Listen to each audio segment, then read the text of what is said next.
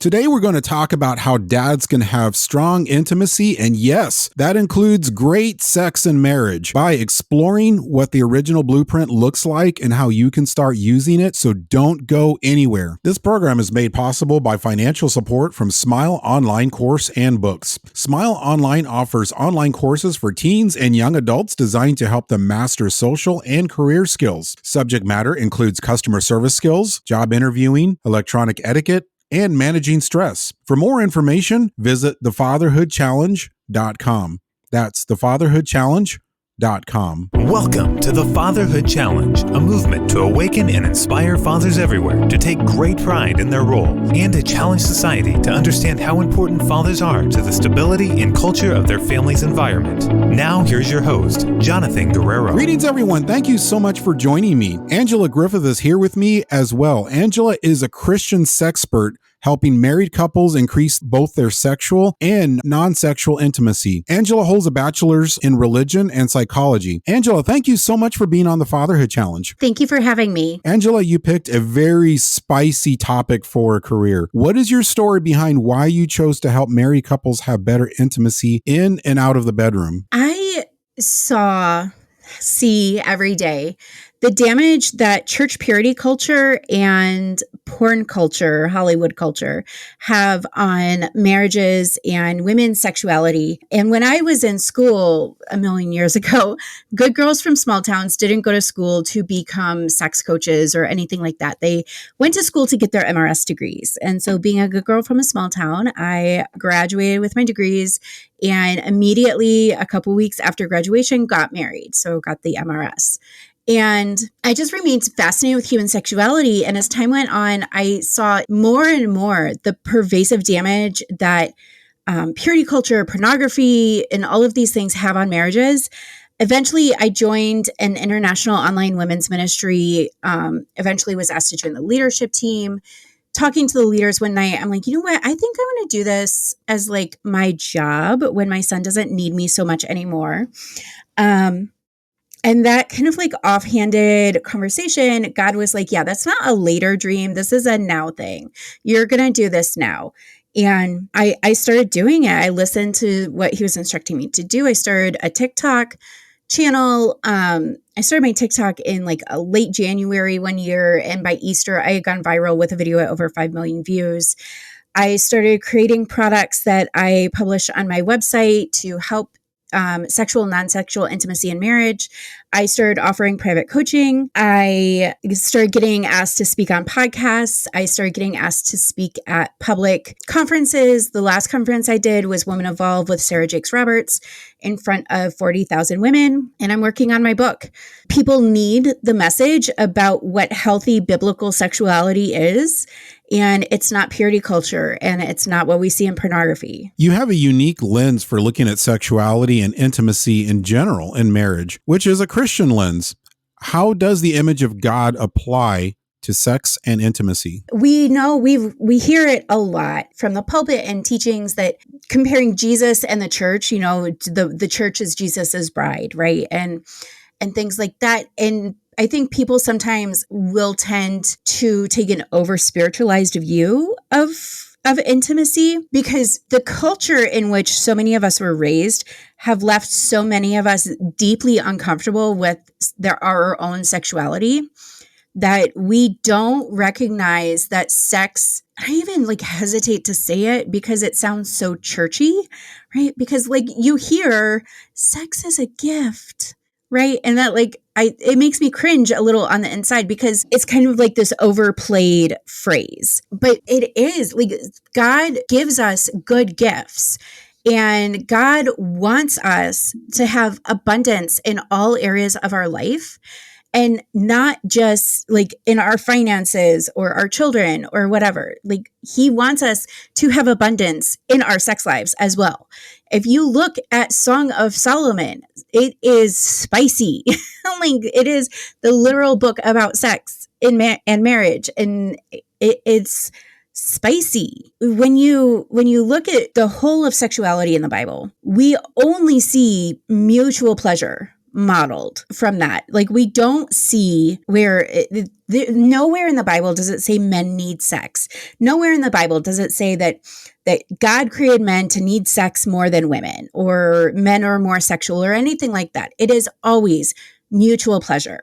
And so it's this thing that we should be celebrating together, right? That it's a unique way that God has given us to celebrate our marriage. And when you are not taking a healthy view of it, you're going to throw the whole marriage off kilter. So what is the biggest enemy today of intimacy and sexuality in marriage? I'm going to say purity culture and pornography. And I'm going to say something super controversial. I think they're two sides of the same coin, because both of them commodify female sexuality into something for male consumption. And it does not honor female, neither one of them honors female sexuality at all. I have men in my comments all the time telling me, well, women were created for man. You have to serve your husband. You are supposed to be submissive. And I'm like, that's a gross interpretation of the Bible, because I am an image bearer. First and foremost, I am an image bearer of Christ. My body and my sexuality are not a commodity for my husband to consume for his own selfish pleasures. You know, above all else, the Bible says that husbands are to love their wives like Christ loved the church. And so if she's not interested in sex, how is forcing her with the Bible going to show her Christ's sacrificial love? Remember, like, when we look at Christ's example, he never went up to a woman and said, you have to do this because the Bible says you have to. He always left it up to her. So I could go on about coercion and all kinds of things with that. But I would say that pornography and purity culture are the biggest problems. The term image of God was not applied to a specific gender. And to understand that, you first have to understand theologically that Adam and Eve, when they were first created, were not Adam and Eve. There was no Adam and Eve. They were distinguished as a man and a woman, but they were both called Adam. Both were Adam. That's who they were. That's how they were seen. That's how they were regarded. That's how they were treated. It was not until after sin, after the fall, that they had separate names. So the image of God applies to them the way they were before the fall. They were simply Adam. They were one. They were equal. And that goes back to how modern America has commodified female sexuality into something for a man's consumption, right? So if we look at, and people get really angry with me when I talk about how purity culture is not biblical and purity culture needs to go. And they're like, oh, you just want teenagers to have orgies. I'm like, why do you think that the only two options are purity culture and orgies? Like, do you understand this is not a binary situation? First of all, purity culture is a specific set of teachings that relied on high shame and control techniques in an effort to control teenagers' sexual behavior, and didn't worry so much about capturing their hearts for Jesus so much as just don't have sex, sex is evil, sex is bad. And purity culture put the bulk of the responsibility for that on women. Teenage girls were taken into a room, and some of the illustrations that they were shown was taking china plates from the thrift store and smashing them on the ground and told, if you don't go to your wedding night as a virgin, this is what you're giving to your husband. Or taking a rose and passing it around the room and it being all crumpled up after being in the hands of 75 teenagers, right? If you don't go to your wedding night a virgin, this is what you're giving to your future husband. Meanwhile, the boys were playing basketball while the girls are being taught that their bodies could condemn a boy to hell. And they're being told, just don't think about sex. And when you get married, your wife will be there to fulfill all of your desires. Turns out women aren't sex robots who get turned on simply because their husband expresses interest in having sex. A man's interest in sex is not an on switch for your robot, right? And that's what purity culture did. It taught, there were books written with the target audience of 10 to 12-year-old girls who said, 10-year-old girls. And the book said things like, your bellies are intoxicating to men. Make sure they are covered. Ma'am, that's a pedophile. That's a pedophile. Why are you putting that on a 10-year-old girl? And people don't understand that's what purity culture is and does. And that sort of attitude then translates over into marriage, right? So you've got this boy who was only ever taught, just don't think about sex. Your wife will be there to fulfill your every desire. And a woman who is so afraid to have sex, who was shamed for existing in a developing body, that she is twice as likely to experience female sexual dysfunction as her non-purity culture counterparts. And so now she's terrified. She's got extreme pain with sex. Now she feels guilty because purity culture continues after marriage in telling women, if you don't have sex with him, he'll cheat. If you don't have sex with him, he'll find it elsewhere. If he's using pornography, oh, how much sex were you giving him? Right? All of that responsibility is placed on her shoulders, but sex is so incredibly painful for her that she physically cannot do it. And he's left going, you're supposed to fulfill my every whim. What's the deal? There's a teaching circulating through so many Christian churches, as well as other churches, non-Christian churches, that this is the way it is supposed to be from now on, that men are supposed to rule over women and women are supposed to be submissive to men. And they'll say, this is what the Bible teaches. It's in Genesis. So here's the truth. What God was explaining was a consequence. This is not something to be sought after. This is not something to desire. This is not something to model. And every time that this is taught from the pulpit, that this verse is understood improperly in ignorance, what we are literally doing is replicating the curse of the garden. And why are you trying to replicate a curse? Literally, Jesus came to set us free that we might have life and life in abundance. Why are you trying to replicate a curse? Get it together. I want to touch on pornography. We've mentioned it a few times, but I'd like to touch a little bit on what it does and how it's tied to the curse in the garden. The thing about pornography is it's very, very convenient for men because it does not require an emotional investment. It does not require a commitment. And you can literally make a woman do anything that you want her to do. So what you are literally doing is replicating slavery. So when it comes to your own spouse, you have absolutely no ability to be able to connect emotionally. It literally will damage your brain, your development. There is a condition called pornography-induced erectile dysfunction. And that is when a man gives himself an erectile dysfunction disorder because of his pornography consumption. There's also another issue called death grip syndrome. And that is when a man has masturbated to pornography enough or just masturbated to the images in his mind enough. It requires, when you masturbate, it requires a greater and greater amount of stimulation each time you do it. So a man winds up gripping himself so hard with the strength of his hand that a woman's body cannot replicate the amount of sensation, the grip strength of his hand. So he becomes unable to finish with his wife because her body has no hope of providing the amount of stimulation he's conditioned himself to require. And this was designed to be explored, not masturbation. Intimacy between you and your wife was designed to be explored exclusively between you and your wife.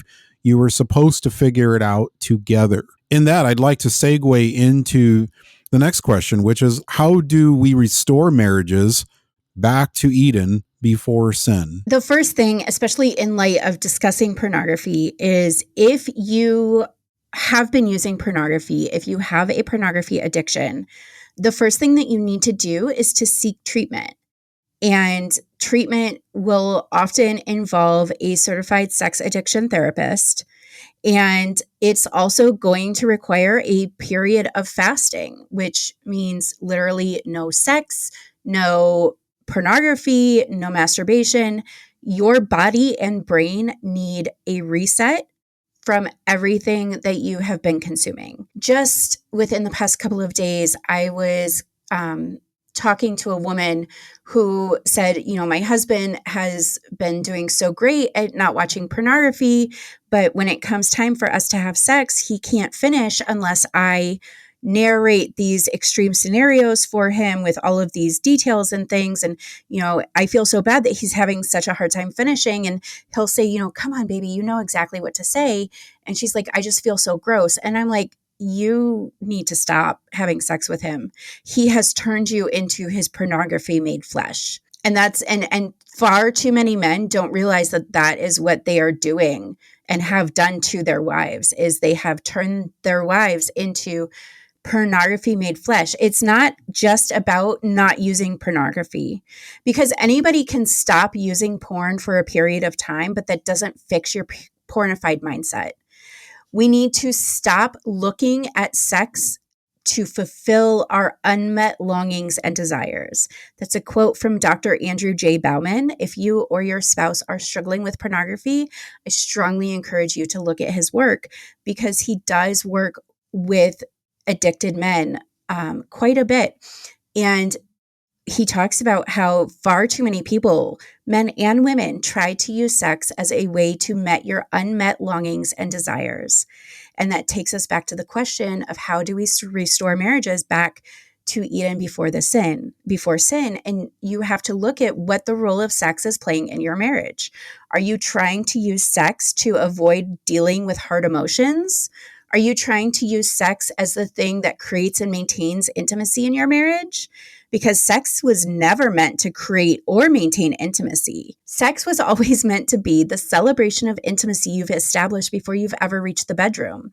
And if you are unwilling, or you don't know how to do the real work of intimacy, you will often default to trying to use sex to feel intimate without doing the work of intimacy. And so you really need to take a hard look at, what role do you expect sex to play in your marriage? Yeah, and the goal of this isn't punitive. The goal of this is, when we go back to God's original design, God's original design was perfect. This is absolutely not punitive. This is more of a narrative on society and how we socially condition men and women, right? I mentioned earlier that the Bible doesn't say that God designed men to be more sexual than women.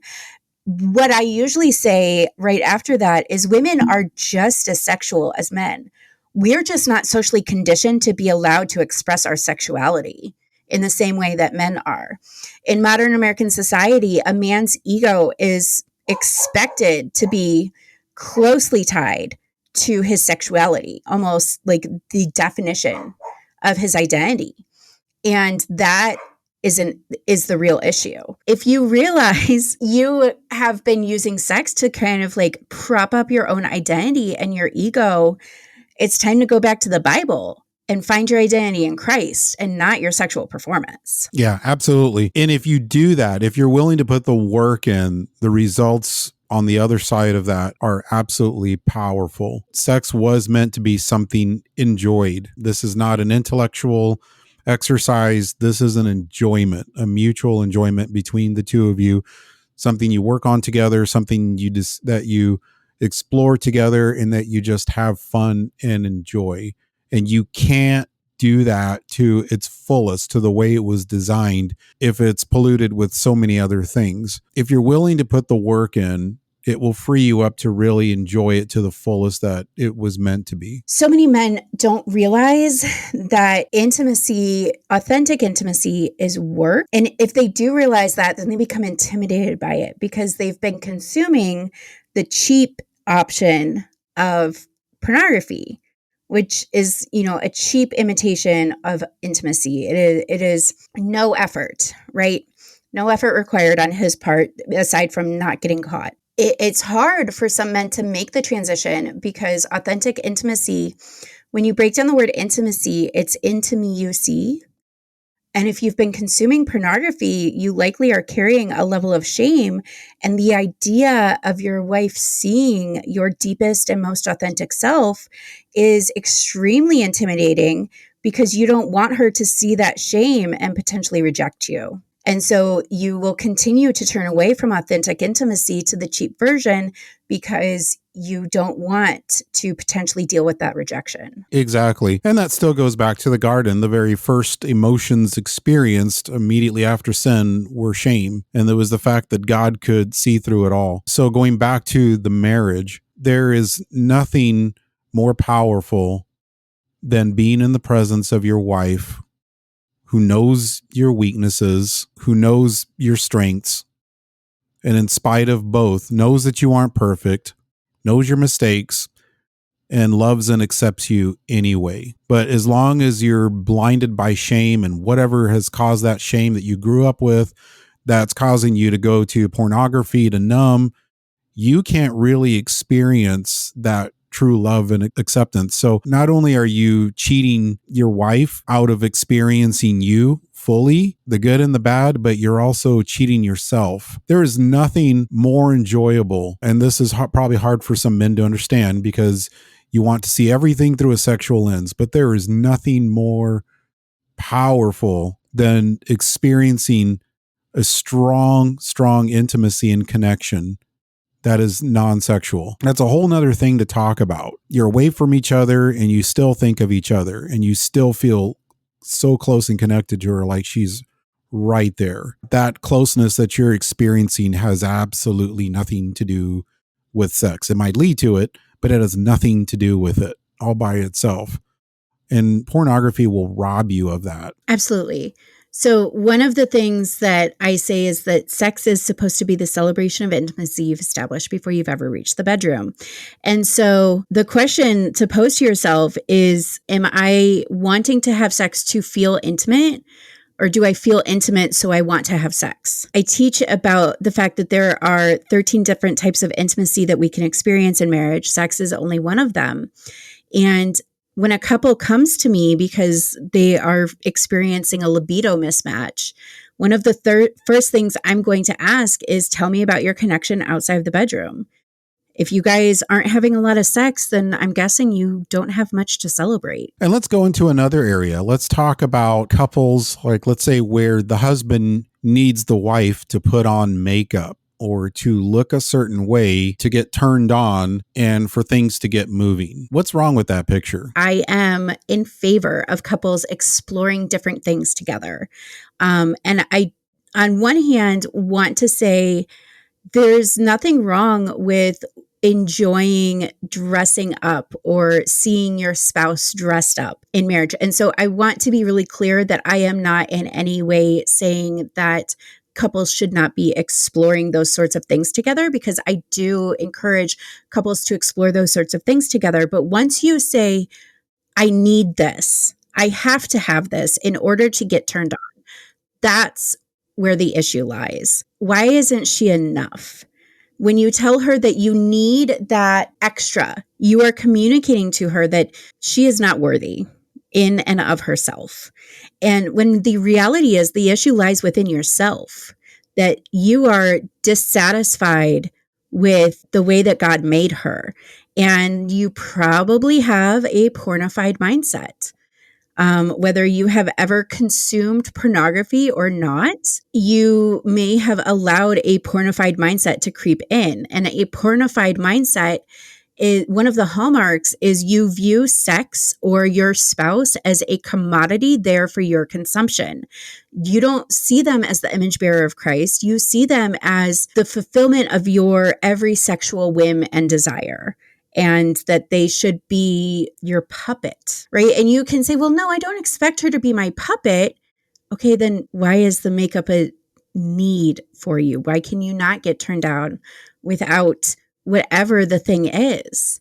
And if that's the case, then, I'm going to suggest you go back to the beginning. You take sex off the table, you fast for a while, and you kind of figure out where that thing started inside of yourself that turned that into a requirement, and deal with that real underlying issue. Why is it so important for kids to see their dads model non-sexual intimacy? Because our children are going to grow up and repeat our patterns.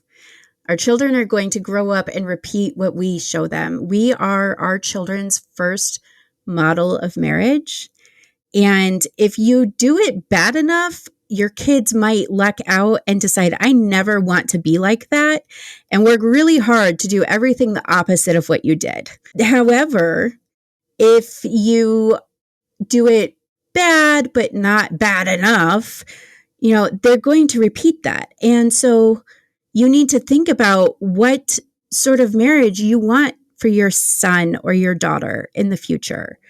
Do you want them to have to deal with the same frustrations that you deal with, or do you want them to have a healthier version? And so if you want them to have a healthier version, then you need to be the healthier version for them to see what healthy is. What are a few simple tips that dads can do today to increase intimacy with their spouse? There's 13 different types of intimacy that we can experience in marriage, and sex is only one of them.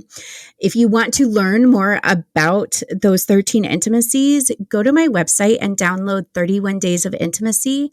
It's a month-long guide that walks you through each of the intimacies in very practical and accessible ways. And that is sort of a master list of things that you can do to increase intimacy with your spouse. But for the purposes of fully answering the question, one of the intimacies is recreational intimacy. And this is where I see the most couples falling apart. You're not having fun together anymore. So after you turn off this podcast, you're going to think about how you used to have fun with your spouse and how you can start having fun again. Do you guys enjoy board games or card games or going out and taking a walk together or something to have fun together? One of the biggest red flags when I get a couple in coaching is, are you having fun together? Angela, you have a course and other resources to help dads with better intimacy and sex in their marriage. How can dads find your course or all of your other resources? My website is thechristiansexpert.com, and all of my courses and resources and everything are on there. I mentioned the 31 Days of Intimacy. I also have my marriage playdate, which is a date night experience designed to help you go deeper in your sexual intimacy with your spouse. I have a sex journal, which is designed to help you explore your fantasies and desires and what you both enjoy in the bedroom.